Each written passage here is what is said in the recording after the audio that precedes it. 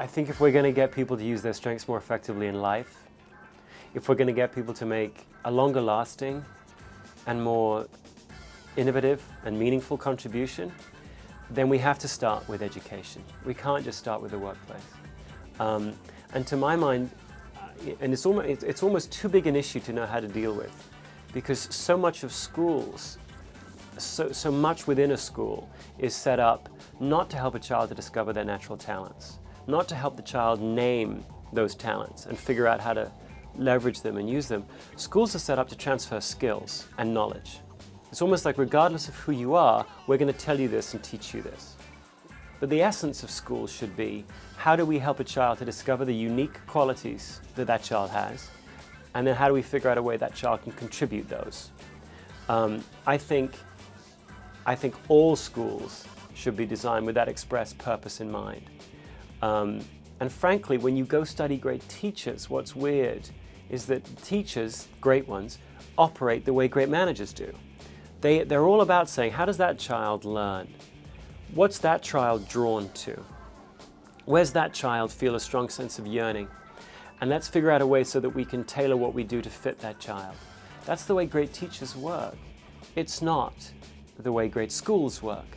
So in a sense, education needs to do what companies need to do. Education systems need to design themselves around the practices of their best teachers.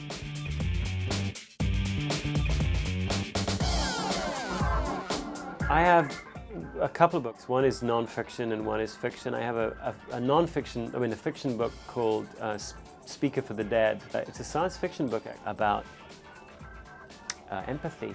And then I have a book that I keep dipping into that I think is fantastic called Cosmopolitanism, which is a non-fiction book.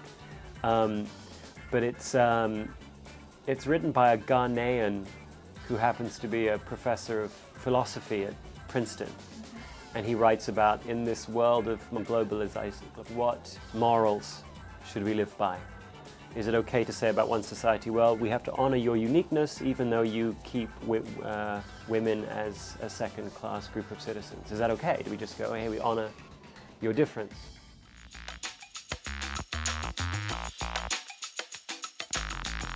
I think in general in life, we tend to get our power through what we can lord it over people with. So we very often tend to define ourselves around, this society is stronger than that society. I am me because I'm not you, so it's amity within, enmity without.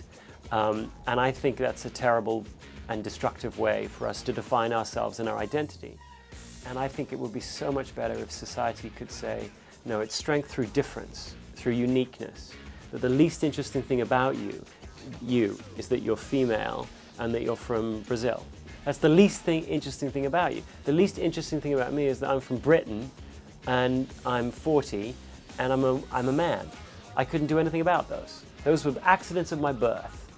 The most interesting thing about me is the fact that I am not competitive, the fact that I like preparation, the fact that I keep digging beneath the surface of things because I can't stand not knowing the causes, the fact that I need to know where you came from before I really feel comfortable with you. Those are all just uniquenesses of me. The world could be a place in which I get a chance to understand those and then contribute out of those. And yet, it isn't. So if you want to know what gets me out of bed every day, it's the idea that there could be a far better marriage between the uniqueness of a person and their contribution in the world.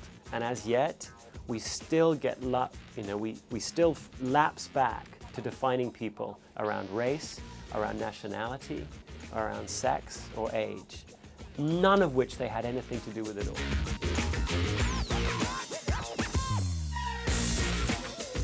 I don't know which activities make you feel strong. I hope there are some. If there are zero, then you're in the wrong job. But there are probably some. The first thing that your journey begins with is you knowing what they are. What 2 or 3 very specific things, just like I was saying, I feel strong when I was interviewing Rosa. Now that doesn't mean I love interviewing. Well, I love interviewing, but I don't love all interviewing. I don't like interviewing somebody about what's wrong with them. I don't like interviewing somebody who's a bad performer about why they're bad to help them get better. I like interviewing somebody who's great at their job about why they're great. Okay, that's really specific. I can get way off track with that. My company can drag me away from that because they don't know. So the way that you stay on track in the face of a world that frankly doesn't care which activities make you feel strong. They care about where you have an ability. If you're good, as you said, the company will get you to keep doing that for your lifetime because they need you to be good at something. But what they don't know better than you is what you're drawn to, what you are inquisitive around, what keeps your attention, which activities you want to practice. So in order for you to, in a sense, keep this revolution alive in your own life, you have to do what the airlines are always telling you to do. You can't wait for the company to come in and go, oh, we'll help you find your strength, because they won't do that.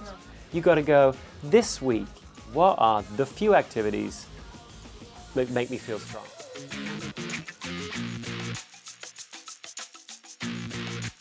Oh, there's been many times where in the end you get rejected, where you're like a virus.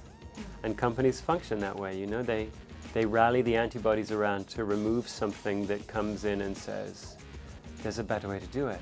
It's not me coming in and saying, I, Marcus Buckingham, have decided that this is the right way to do it. All of my background is around studying what the world's best managers do. So it's thousands and thousands and thousands of interviews with great managers saying, well, how do you get the most out of people? And really all I'm doing is parroting back to companies what managers do, in the hopes that maybe companies can build themselves to reflect what great managers do. So when it works, when companies accept this, it's simply because they realize there's no better model than the model of a great manager.